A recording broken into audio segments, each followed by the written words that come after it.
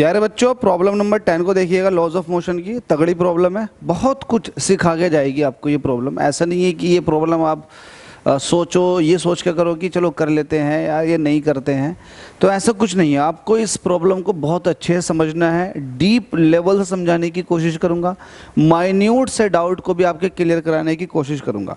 Question देखो आपसे क्या कह रहा है। एक बॉडी है जिसका मास जो है 0.4 kg है, छोटा सा मास है, 400 ग्राम की है, moving with a constant speed. इस पर ध्यान दीजिएगा, ये कांस्टेंट स्पीड से मूव कर रही है। हमसे बोल रहा है कोई कि जो कांस्टेंट स्पीड है 10 मीटर पर सेकंड की है और मूवमेंट हो रहा है टू द नॉर्थ की तरफ को। जब डायरेक्शन आ चुकी है तो आप डायरेक्शन ले लोगे, ये ईस्ट है, ये वेस्ट है, ये नॉर्थ है और ये साउथ है। तो जो मूवमेंट हो रहा है वो ऊपर की तरफ को हो रहा है बॉडी का मास कितना है ये आपके पास है। नॉर्थ की तरफ को मूवमेंट हो रहा है एक कांस्टेंट वेलोसिटी जो कि आपको दे रखी है 10 मीटर पर सेकंड है। आगे बोल रहा है इज सब्जेक्टेड, इस पर लगाया गया है एक कांस्टेंट फोर्स की वैल्यू भी गिवन है। कितना फोर्स लगा है? 8 न्यूटन का लगा हुआ है। ठीक है, कब तक लगा हुआ है और कहाँ लगा हुआ है ये देखो। 8 न्यूटन का फोर्स है डायरेक्टेड टुवर्ड्स द साउथ की तरफ को फोर्स लगवा। अगर बॉडी नॉर्थ की तरफ को जा रही है तो साउथ की तरफ को फोर्स लग रहा है। तो जो फोर्स का डायरेक्शन है वो है ये अपोजिट डायरेक्शन, ये फोर्स का डायरेक्शन है और ये कहीं ना कहीं स्पीड का डायरेक्शन मतलब वेलोसिटी का डायरेक्शन है। तो जब आपको पता है कि वेलोसिटी आगे को हो, फोर्स पीछे की तरफ को लग रहा है, तो कहीं ना कहीं मोशन रिटार्डेड होती है, कहीं ना कहीं ऑब्जेक्ट रुकने की कोशिश करता है under the influence of retarding force. ये इन्फ्लुएंस में रिटार्डिंग फोर्स के रुकने की कोशिश करेगा। तो आपसे कह रहा है ये जो फोर्स लगी है ये 30 सेकंड तक लगी है। चलो कोई नहीं, आपसे कह रहा है take the instant the force is applied to be t is equal to 0 पर। एक काम कर लेते हैं, आप पोजीशन टाइम ग्राफ बना लो। t इज इक्वल टू 0 पर फोर्स लगाया गया था, तो t इज इक्वल टू 0 पर पोजीशन भी 0 होगी। आपको बताइए पोजीशन यहाँ पर t इज इक्वल टू 0 पर पोजीशन कितनी होगी? 0 होगी। ठीक है, अब आपसे कह रहा है, चलो अभी ये भी पता लगा लेंगे कि पोजीशन 0 होगी या नहीं होगी, आगे देख लेते हैं। हमसे कह रहा है applied to be t is equal to 0 the position of the body at that time to be 0। देखो यहाँ से आ चुकी है, t is equal to 0 time है तो पोजीशन भी ऑटोमेटिकली 0 हो चुकी है, मतलब यहाँ है t इज इक्वल टू 0 पर पोजीशन। हमसे कह रहा है and predict its position at t is equal to -5 second. आपको नई पोजीशन बतानी है -5 सेकेंड पर, 25 सेकेंड पर और 100 सेकेंड पर। अब आप ये मत सोचना कि टाइम माइनस में कैसे ले लिया, टाइम एक्चुअल में माइनस में लिया नहीं गया है। ये जो आपको लोकेशंस दिखाई दे रही हैं, ये जो आपको डायरेक्शंस दिखाई दे रही हैं, इसके इन्फ्लुएंस में जो टाइम है वो कहीं ना कहीं -5 सेकंड वो इधर को लिया गया है। तो मतलब -5 ये बता रहा है कि निगेटिव एक्सिस पर है, पीछे की तरफ को है। इसका मतलब ये नहीं है कि टाइम निगेटिव में कैसा आ गया, नहीं आ सकता कभी भी, लेकिन हम इस लोकेशन के हिसाब से देख रहे हैं कि टाइम क्या होगा -5। तो -5 सेकंड पर लोकेशन क्या होगी, प्लस के 25 सेकंड पर लोकेशन क्या होगी और 100 सेकंड पर लोकेशन क्या होगी, ये पूछ रहा आपसे। लोकेशन मतलब पोजीशन, मतलब x की वैल्यू। एक बात ध्यान देने की है, आपको ये ध्यान देना है t इज इक्वल टू 0 पर फोर्स लगनी शुरू हुई है, मतलब यहां से फोर्स लगनी शुरू हुई है। आगे को जो भी ग्राफ बन रहा होगा वो फोर्स के इन्फ्लुएंस में होगा, लेकिन फोर्स भी कब तक लगी है? 30 सेकंड तक। तो 30 सेकंड तक जो भी मोशन आएगी आप ये कह सकते हैं कि उस फोर्स के अंडर में आएगी, उस फोर्स की वजह से कहीं ना कहीं एक्सीलरेशन आएगा। तो एक्सीलरेशन भी एक बहुत इंपॉर्टेंट रोल प्ले करेगा अगर फोर्स लग रही है। तो आपसे क्वेश्चन में कह रहा है कि फोर्स जो है वो 30 सेकंड तक लग रही है, तो आपको 30 सेकंड तक फोर्स के इन्फ्लुएंस में मोशन देखनी है। ठीक है, ये वाली बात ध्यान रखिएगा। तो अब आपसे कह रहा है कि आप एक काम करो कि आप t is equal to -5 second पर आप पोजीशन बता दो। तो t इज इक्वल टू -5, तो -5 टाइम जो है वो ये है। ये ग्राफ मैंने एक रफली ग्राफ बनाया हुआ है, ये ग्राफ जो है ये रफली ग्राफ है, किस तरह से बन रहा होगा ये हमें इक्वेशन से पता लगता है। ये एक रफली ग्राफ है, आप ध्यान देना है कि 30 सेकंड तक फोर्स लगेगा, -5 सेकंड पर पोजीशन क्या होगी ये बताना है। तो -5 सेकंड पर अब मुझे एक बात बताओ आप लोग, फोर्स लगनी कब से शुरू हुई है? t इज इक्वल टू 0 से। तो t इज इक्वल टू 0 के मुकाबले t is equal to minus के 5 सेकेंड जो है ये पहला का समय है, -5 ये बता रहा है कि ये पहला का टाइम है, पहले फोर्स लगने से पहले, तो फोर्स लगने से 5 सेकेंड पहले। तो आप एक काम करो, t is equal to minus के 5 के लिए आप पोजीशन निकालो। तो पोजीशन निकालने के लिए क्या उस वक्त एक्सीलरेशन आया होगा? तो जवाब आना चाहिए कि कोई एक्सीलरेशन नहीं आया होगा, क्योंकि एक्सीलरेशन तब आएगा जब फोर्स लगनी शुरू होगी। वो फोर्स लगनी शुरू हुई है t इज इक्वल टू 0 यहाँ से, उससे पहले कोई फोर्स नहीं लगी। जब कोई फोर्स नहीं लगी, स्पीड भी आपको पता है, टाइम भी आपको पता है, तो आप डिस्टेंस नहीं निकाल सकते? बिल्कुल निकाल सकते हैं। तो फर्स्ट पार्ट के लिए यहाँ पर लिख दो सॉल्यूशन। फर्स्ट पार्ट के लिए आपको पता है कि स्पीड इज इक्वल टू क्या होता है? डिस्टेंस अपॉन, आपको डिस्टेंस मतलब पोजीशन बतानी है। डिस्टेंस जो है वो एक तरह से पोजीशन है, तो पोजीशन बतानी है। तो पोजीशन क्या हो जाएगा? स्पीड होगा u और t मतलब टाइम। तो x is equal to u t से आप बता सकते हैं कि पोजीशन क्या होगी, तो बता देते हैं। इस पोजीशन को पहली वाली पोजीशन कह दो। u मतलब किस स्पीड से ऑब्जेक्ट जा रहा था, तो कह रखा कांस्टेंट स्पीड 10 मीटर पर सेकंड थी। स्पीड तो 10 मीटर पर सेकंड पहले से ही चलती हुई आ रही है। एक बार पढ़ लो कि एक बॉडी है जिसका मास 0.4 किलोग्राम है, moving with a constant speed. ये तो कांस्टेंट स्पीड से आ रही है, पहले से ही आ रही है। t इज इक्वल टू 0 से आपने फोर्स लगानी शुरू कर दी, तो पहले तो कांस्टेंट स्पीड है ना, तो उस पहले वाले पार्ट के लिए स्पीड भी आपके पास है, टाइम भी आपके पास है, तो आप डिस्टेंस कैसे निकालोगे? तो डिस्टेंस इज इक्वल टू हो जाएगा स्पीड इंटू टाइम। और स्पीड कितने की? 10 की, और टाइम लिया गया -5, तो यहाँ पर पोजीशन आ जाएगी -50 मीटर की। ठीक है, तो पहली पोजीशन -50 मीटर। तो लेट अस सपोज कि -50 मीटर यहाँ पर आ रहा है, तो -50 मीटर ये वाला पॉइंट है। तो ये हो गई पहली लोकेशन, ये हो गई पहली लोकेशन। तो इससे फिर 0 की तरफ को कहाँ नहीं गई है? ये ऐसे है। तो कहीं ना कहीं ग्राफ कुछ इस तरह से बनना शुरू हो जाएगा जैसे मैंने बनाना शुरू किया है। तो एक तो ये हो गया। फिर दूसरा पूछा गया था कि 25 सेकेंड पर बताओ पोजीशन क्या होगी। तो 25 सेकेंड का जो समय है वो 0 से आगे का समय है, और 0 से आगे के समय में आपको पता है कि फोर्स लगनी शुरू हो गई, क्योंकि आपसे कह रहा है टेक द इंस्टेंट फोर्स। जो फोर्स लगनी शुरू हुई है वो t इज इक्वल टू 0 से लगनी शुरू हो गई। तो यहाँ से जब फोर्स लगनी शुरू हो जाएगी तो फोर्स की वजह से एक्सीलरेशन आ जाएगा। तो उसको भी अब माइंड में रखना है कि एक्सीलरेशन है। तो आप सेकंड वाले पार्ट के लिए पहले एक्सीलरेशन फाइंड आउट कर लो। आप कहोगे 4 t is equal to 25 second. आप फोर्स निकालोगे तो फोर्स इज इक्वल टू होता है मास, ऐसे नहीं निकलेगा मास, आप ऐसे निकालो। फोर्स इज इक्वल टू होता है मास इनटू एक्सीलरेशन। आपको एक्सीलरेशन चाहिए तो फोर्स अपॉन मास हो जाएगा। फोर्स कितनी लगी है? 8 न्यूटन की, और मास कितना है? 0.4 का। तो आप पॉइंट से ऊपर 0 बढ़ा दोगे, 4 दूनी 8, तो 20 का आ गया। 20 मीटर पर सेकंड स्क्वायर का एक्सीलरेशन आपके पास आ चुका है। ये यहाँ से आगे को आया है, यहाँ से आगे को एक तरह से एक्सीलरेटेड मोशन होगी। अब आपसे पूछा t इज इक्वल टू 25 के लिए बताओ पोजीशन क्या होगी, तो आप पोजीशन बताओगे। Since we know that x is equal to होता है ut प्लस हाफ a_t², क्योंकि पोजीशन बताओगे, पोजीशन एक तरह से डिस्टेंस। तो 25 सेकंड में ऑब्जेक्ट ने कितने डिस्टेंस ट्रैवल किए ये बताना, तो आप इसको भूलोगे। यहाँ से आगे को बताओगे कि कितने डिस्टेंस ट्रैवल किए, तो वो इससे बताओगे। मुझे ये बताना है तो इसको आप x2 कह दो।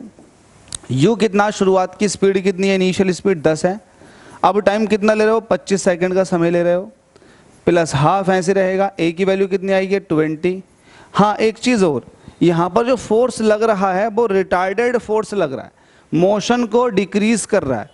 ठीक है, मोशन को डिक्रीज कर रहा है। और ये रिटार्डेड फोर्स का पता कैसे लगा था? मोशन हो रही है नॉर्थ की तरफ को, तो फोर्स लग रहा था नीचे की तरफ को। तो कहीं ना कहीं फोर्स की वैल्यू को माइनस रखोगे तो ये भी माइनस हो जाएगा। तो माइनस के 20 मीटर पर सेकंड स्क्वायर से एक्सेलरेशन निकल कर आ जाएगा। ए की वैल्यू कितनी है? माइनस के 20 आप रख दोगे। टी कितना ले रहे हो आप? 25, और 25 का जब स्क्वायर करोगे तो वैल्यू आ जाएगी 625। इसको सॉल्व कर लेते हैं। ठीक है, पहला मोबाइल बज रहा है, इसको थोड़ा रोक देता हूँ, मोबाइल बजना बंद करता हूँ। चलो जी, साइलेंट हो गया। भाभी जी का फ़ोन था, पिंकी भाभी जी। ठीक है, कहानी आगे को लेते हैं। और आपने देखा सेकंड पोजीशन निकाल लो तो x2 is equal to ut plus half at square है। तो u की वैल्यू आपके पास 10 है, t की वैल्यू 25 है, प्लस के half a t square time t मतलब 25 का स्क्वायर 625। सॉल्व करते हैं इसको, 25 की 10 से मल्टीप्लाई करोगे तो 25 की 10 से मल्टीप्लाई करने के बाद आपको मिल जाएगा 250। ये माइनस पहला आ जाएगा 2 से 20 को काटोगे तो 10 बार चला जाएगा, तो ये हो जाएगा माइनस के 10 इंटू 625। 625 की जब 10 से मल्टीप्लाई करूंगा तो वैल्यू कितनी हो जाएगी 6250। अब 6250 में से 250 निकालेंगे तो वैल्यू आ जाएगी माइनस के 6000। तो जो सेकंड पोजीशन आई है माइनस के 6000 मीटर आई है। तो सेकंड पोजीशन माइनस के 6000 मीटर, लेट अस सपोज कि कहीं ना कहीं वो नीचे की तरफ को है, ठीक है, तो कहीं ना कहीं नीचे की तरफ को आ जाएगा। तो पोजीशन टाइम ग्राफ में आपके पास आ रही है पोजीशन माइनस के 600, तो आप यहाँ ना बना करके, क्योंकि टाइम आपके लिए पॉजिटिव है, तो कहीं ना कहीं इस तरफ को आएगी पोजीशन, नीचे की तरफ को पोजीशन, टाइम पॉजिटिव पोजीशन नीचे की तरफ को। तो ये माइनस के 650 वाली है, माइनस के 650 नहीं, माइनस के 6000 निकल कर आ गया, ठीक है भाई। सेकंड पोजीशन निकल कर आएगी, पहली पोजीशन ये है, सेकंड पोजीशन ऑब्जेक्ट की यहाँ होगी। जिस तरह से आपने सेकंड पोजीशन फाइंड आउट की है, तो आप उसी तरीके से यहाँ के लिए भी सॉल्व करोगे। अब 100 सेकंड के लिए सॉल्व करना थोड़ा सा इंटरेस्टिंग है, वो इसलिए है क्योंकि आपको अब यहाँ पर ये देखना है कि आप फोर्स कितने सेकंड तक लगा रहे थे। तो आपको सवाल का जवाब मिलेगा 30 सेकंड तक। तो 30 सेकंड तक motion t is equal to 0 से 30 सेकंड तक जो मोशन आ रही है वो आ रही है फोर्स के इन्फ्लुएंस में, मतलब एक तरह से एक्सिलरेटेड मोशन। लेकिन उसके बाद फोर्स हट जाएगा, उसके बाद फिर मोशन जो है एज ए कांस्टेंट स्पीड वाली चलेगी। तो आप इस पर्टिकुलर पार्ट के दो हिस्से कर लोगे, एक कर लोगे एक्सिलरेशन के इन्फ्लुएंस वाली और एक कर लोगे विदाउट एक्सिलरेशन के। तो आप इसमें करेंगे थर्ड पार्ट के अंदर, थर्ड पार्ट में लिखेंगे फॉर फर्स्ट 30 सेकेंड, शुरुआत के 30 सेकेंड में ऑब्जेक्ट ने कितना पोजीशन गेन किया होगा। तो ये x3 है, तो इसको x3 कह दो, और x3 कितना हो जाएगा ut plus half at square, क्योंकि 30 सेकेंड तक एक्सिलरेटेड मोशन है। u कितना 10 है, टाइम कितना ले रहे हो 30 सेकेंड ले रहे हो, प्लस के हाफ a कितना आया माइनस का 20 आया, t मतलब टाइम 30 का स्क्वायर कर दोगे तो ये हो जाएगा 900, ठीक है भाई। तो यहाँ से मल्टीप्लाई करो, ये हो जाएगा 300, ये 10 हो जाएगा, 10 की 2 से करोगे तो माइनस के 9000, तो वैल्यू आ जाएगी माइनस के 8700 मीटर। तो ये आपके लिए पोजीशन आई है। ये पोजीशन वो वाली पोजीशन है कि आप बात कर रहे हो 30 सेकंड तक, लेकिन आपको बात करनी है 100 सेकंड तक। तो शुरू के 30 सेकंड तक मोशन एक्सिलरेटेड है, इसमें a को लोगे आप, इसके बाद एक्सिलरेशन हट गया, तो बाकी के जो 70 सेकंड है एक तरह से यूनिफॉर्म स्पीड के साथ ऑब्जेक्ट मूव किया है। तो आप कहोगे 470 सेकंड। अगले 70 सेकंड के लिए बात करोगे तो आप कहोगे speed is equal to distance over time, यही कहोगे। तो डिस्टेंस निकालने के लिए इसको आप x4 कह दो, स्पीड आपके पास u है, टाइम आपके पास ये t हो जाएगा। तो x4 निकालोगे, u आपके पास 10 चल ही रहा है क्योंकि कांस्टेंट स्पीड से ऑब्जेक्ट मूव कर रहा है। हाँ, यहाँ पर अब एक चीज़ और, ये बात ध्यान रखनी है। आपको पता है 30 सेकंड तक लगातार ऑब्जेक्ट के पास एक्सिलरेशन था, तो एक्सिलरेशन स्पीड को चेंज कर देता। तो अब आपको ये ध्यान देना है कि 30 सेकंड के बाद ऑब्जेक्ट के पास स्पीड क्या होगी, क्योंकि आपको अगर पता लग गया कि 30 सेकंड के बाद ऑब्जेक्ट के पास स्पीड क्या होगी, तो फिर आगे को जो 70 सेकंड बचेंगे ऑब्जेक्ट उसी स्पीड से आगे को जाएगा। तो ये ध्यान रखना है आपको कि स्पीड आपको पहले फाइंड आउट कर लेनी है। आप कहोगे, आप इसमें ये बोलो सीधा सीधा, speed at t is equal to 30 second. तो क्या हो जाएगा, फाइनल स्पीड होगी वो v is equal to ut, u plus at कह दो, first equation of motion, v is equal to u plus at। Final speed बतानी है, इनिशियल स्पीड 10 थी, एक्सिलरेशन माइनस 20 का था, t मतलब 30 सेकंड है।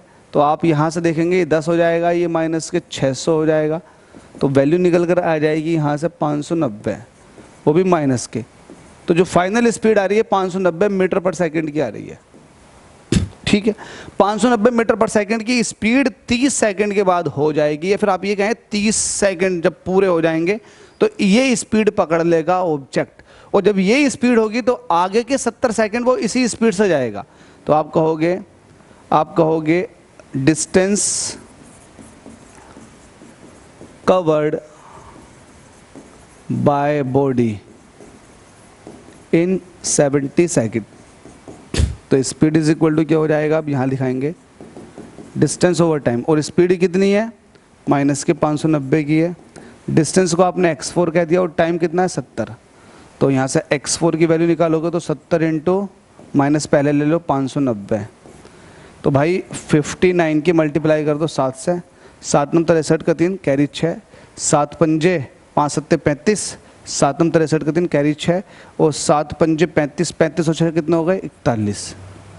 ठीक है भाई, 2 0 ये आ जाएंगे, तो 41,300, तो माइनस के 41,300 मीटर का ये डिस्टेंस आ चुका है x4 वाला।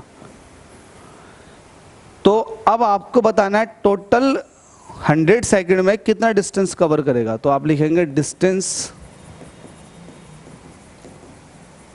कवर्ड इन 100 सेकंड, तो वो कितनी हो जाएगी, इसको आप x4 डैश कह दोगे, ये x4 प्लस x3 के सम के।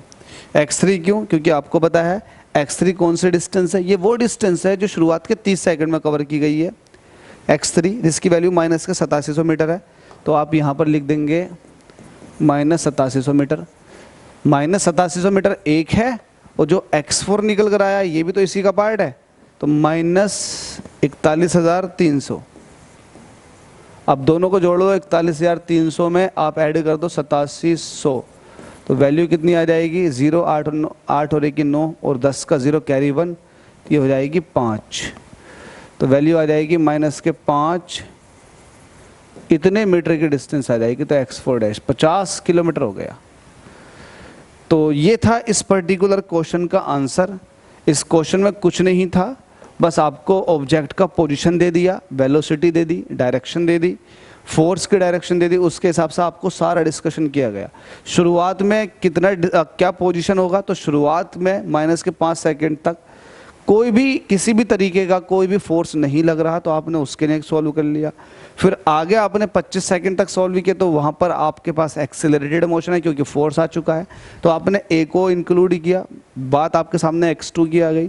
फिर उसके बाद अगले 100 सेकंड की बात करेंगे, तो 100 सेकंड के भी 2 हिस्से करेंगे। शुरुआत के 30 सेकंड में तो एक्सेलरेटेड मोशन, उसके बाद कांस्टेंट स्पीड वाली मोशन। तो आपने शुरुआत की जो 30 सेकंड तक थे उसमें आपने देखा कि ऑब्जेक्ट ने माइनस के 8700 मीटर की डिस्टेंस ट्रैवल की। फिर आपने ये कैलकुलेट किया कि भाई बताओ कि पर्टिकुलर 30 सेकंड के बाद स्पीड कितनी होगी, तो स्पीड कैलकुलेट करके आपने देखा माइनस के 590 की होगी। इस स्पीड के हिसाब से आगे ऑब्जेक्ट 70 सेकंड तक कितना डिस्टेंस ट्रैवल कर लेगा वो देखा आपने। तो 100 सेकंड के 2 हिस्से हो गए, दोनों को जोड़ लिया, ये टोटल डिस्टेंस निकल कर आ चुकी है माइनस के 5000 किलोमीटर। होप सो समझ में आ गया होगा। स्टिल किसी को डाउट है तो कमेंट कर सकते हैं, और मज़ा आ गया हो तो यार जितना हो सके वीडियो को लाइक करें, चैनल को सब्सक्राइब कर लें। Thank you.